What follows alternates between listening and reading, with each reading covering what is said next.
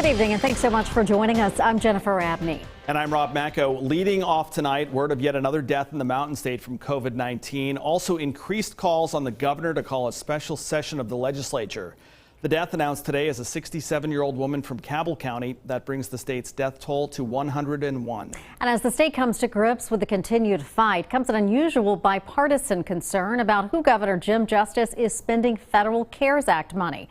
How he's spending that, and $1.25 billion is still on the table.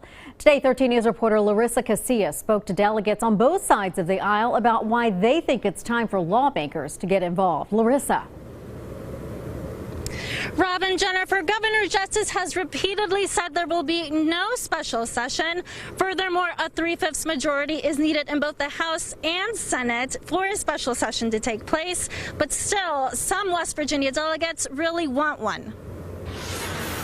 This letter to Governor Justice, dated July 15th, is signed by 60 members of the House, both Democrat and Republican, a rare feat in West Virginia. Still, it has fallen on deaf ears at the governor's office. The Constitution of West Virginia gives the power of the purse to the legislative branch for a reason, because we're the closest to the people and we know how to best help the people in our districts. The letter asks the governor for a special session so lawmakers can decide where to spend the federal money.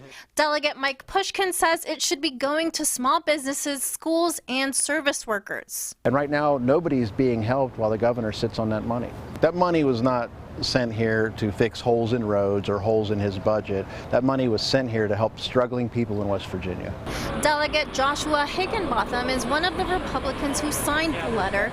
He says there are many reasons why more than 60 members of the House signed it. But for me and many other Republicans, it was the fact that churches in West Virginia and small businesses can be sued if a customer or an employee catches the coronavirus. We want legal protections. We want liability protections. He'll tell you he thinks the governor is doing a good job handling the pandemic and is entitled to his extra emergency powers, but he still wants a special session. But Pushkin says he's worried that money will be used to sway the upcoming election. It can get political when one politician has control over that much money in an election year.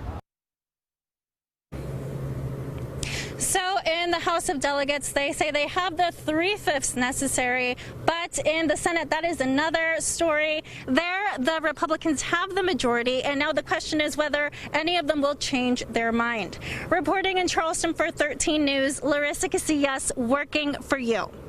Larissa, thanks. Charleston.